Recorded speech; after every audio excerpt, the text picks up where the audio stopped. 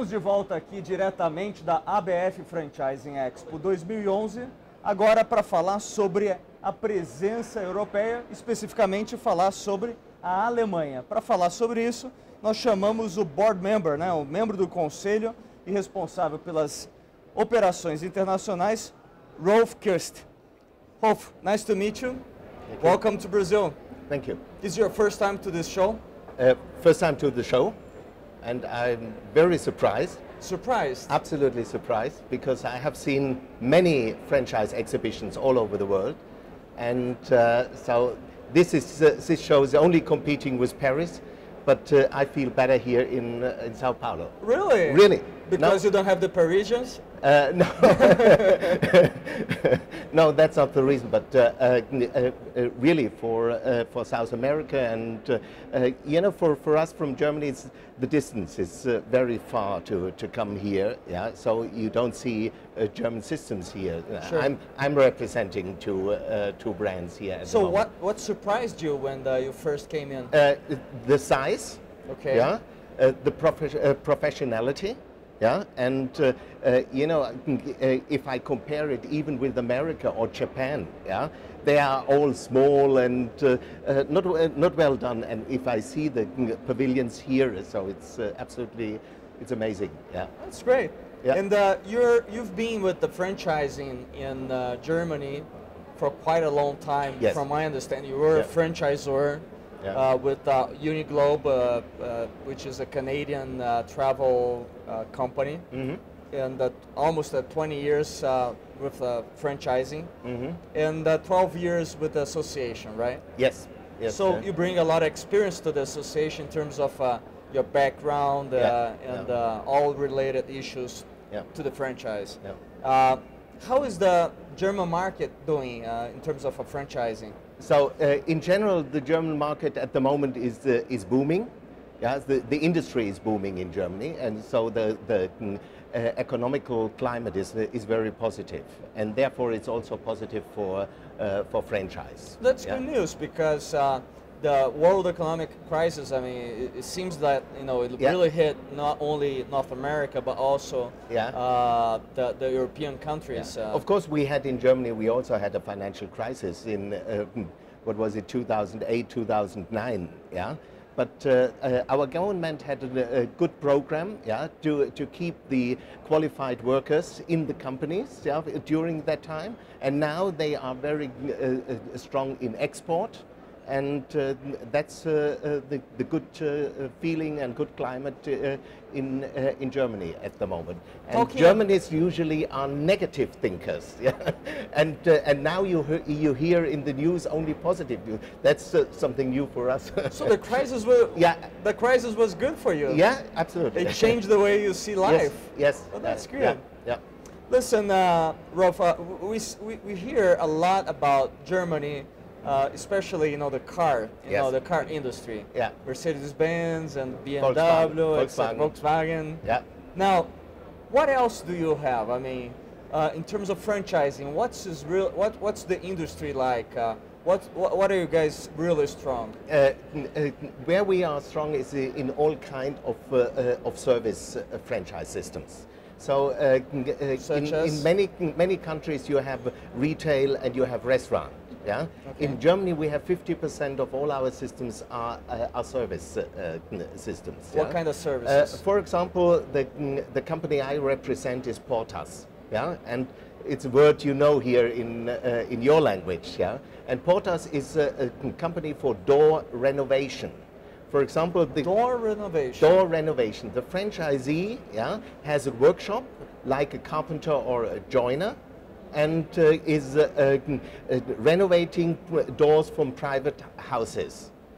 And this is that's specialized. Yeah, that's specialized, and they not only door, they're doing kitchen renovation, bathroom renovation, and staircases. So they're not only door related. But it's all a B to C, to the end customer, not to commercial. Only consumer. Yeah, And this, for a typical example for services. And now at the moment there is a lot of systems who are doing in health and beauty and cosmetics and service for elderly people, for example. Sure. Yeah? So, so a lot of these service systems, they are very successful in Germany. That's interesting, Rolf, because we have here in Brazil, for instance, similar to this door concept, Portas, we have 3 franchisors, new franchisers here, operating on home improvements. Yep. And this started like 2 years ago. I mean, Yeah. we didn't have anything like this until last year. Yeah. And talking about micro franchises, Yeah. which you know, like home-based, Yeah. this is something that has been really expanding here. Yeah. And it was interesting, for example, yesterday I heard that also here in Brazil, the number of restaurant systems and fashion retail systems were going down, and service concepts are coming up. Yeah. Coming up. So, Definitely. and that's the same trend in Germany. Now, with the experience of being a franchisor that brought a company from Canada to Germany, Yeah. We have a lot of franchisors that are willing to go abroad and go to Europe. Yeah. If they think of going to Germany, what do they have to have in mind to do it correctly? Yeah, so this, for example, is a service what we provide from the Franchise Association. Yeah. So if, for example, a system from abroad comes to Germany, then they contact the Franchise Association. And mostly because I'm responsible for international affairs, they come to me, and then I'm talking with them. Yeah. And then I can give them advice which lawyer they should contact, which consulting firm they should contact, and we can talk about a little bit about the differences. And the differences here between Germany and Brazil are not so big. Because when I was last time here in Brazil, I was in the south of Brazil, and I feel like anywhere in Europe. Of course, you were in the German part of Brazil. Yes, and I was in Freiburgo, so and Blumenau. Yeah, I want to see you go to Bahia. Yeah, that's up something. north and tell me the same story. Yeah, that's different. So I don't think there is a big problem with the culture, yeah, and the business mentality. This is quite similar. And here it's quite European kind of, compared, for example, with countries like Asia or India or so. So I see it's easy for Brazilian systems to come to Germany. The only small problem maybe has to overcome is the language. Because in Germany, nearly nobody speaks Portuguese. Okay.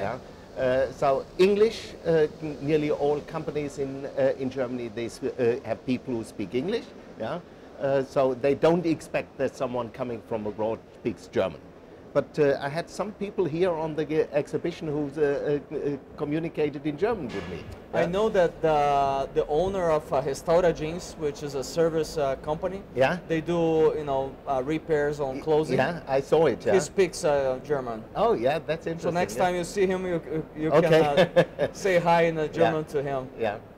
I see a good chance for Brazilian systems if the language and the distance, yeah, because you know in Europe you fly 1 hour and you have nearly all countries you can visit, but here you have a distance of 12 hours, and that's. How many franchisors there are in Germany total? In total, we have 950. Okay. Yeah, and in our association we have 275. And how many units these franchisors have? The last number, what I heard, was 35,000. 35,000. Yeah, that was and it. What's the population there? 82 million. Oh, that's quite a lot. Yeah, but franchise is not the same importance like it has in US, because Germany is more focused on export, on producing machinery, fine machinery, and not only cars. Yeah, that's what you know all over the world. By the way, you know, Yeah. to end this conversation, you know, Yeah. this interview, Yeah. we have to see if you're really a truly German guy. Me? Sure. What car do you drive? No, I'm not only a German guy, I'm a Bavarian guy, and in Bavaria you can only drive 2 models. What is it? Do you know that? I don't know. BMW is from Bavaria and Audi. Okay. And I'm driving a BMW. Okay, so you're safe. Ah. Well, Rolf, Yeah. Thanks for coming. Thank you. I hope Thank you have a nice time over here. Okay. And I hope to see you again next year. Okay. Okay? Thank you. TV Franchising fica por aqui. A gente se vê na próxima entrevista. Até lá.